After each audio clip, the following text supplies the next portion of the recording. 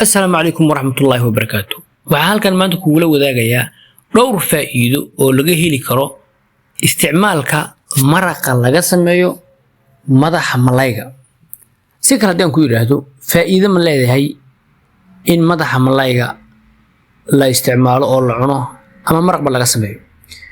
haddaan barnaamijkeena guda galno faa'iidada ugu horeeya oo leeyahay waa in laga helo maadada loo yaqaan omega 3 fatty acid. maadadaas waxay muhiim u tahay jirkeena oo waxay sare u qaadaa oo ilaalidaa caafimaadka wadnaha, neerfayaasha iyo sidoo kale aragga. sidoo kale waxaa ku jira madaxa malayga borotiinno aad u fara badan. borotiinadaas ku jira waxay sahlaan in ay hagaajiyaan dheefshiidkeena.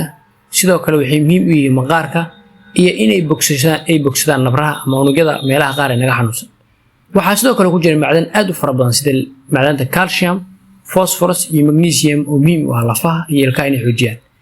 sidoo kale waxaa laga helaa vitamin D aad u fara badan iyo vitamin A kuwaasi oo aad ugu fiican maskaxda, indhaha iyo sidoo kale habfikirka qofka.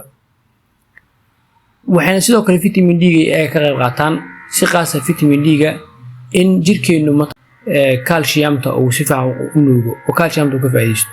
sidoo kale xoojinta maskaxda ay qeybooyin ka qaataan oo ka qaataa isticmaalka maraqa maadaama ay ku jirto maadada la yiraahdo DHA. maadadaasi oo sare u qaada garashada, xusuusta iyo ka hortagga cudurrada gabowga keena ee maskaxda xaggeeda neerfayaashan u fiican. sidoo kale qofku wuxuu ka heli karaa tamar ayuu ka heli karaa maadaama madaxa oo nafaqo badan ay ku dheehan tahay. intaas oo faa'iido ka sii badan ayuu leeyahay isticmaalka madaxa.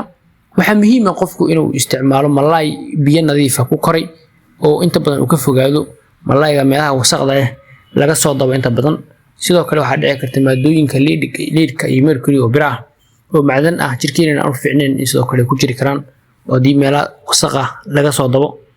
intaas ayaan ku soo koobinaa barnaamijkeena maanta.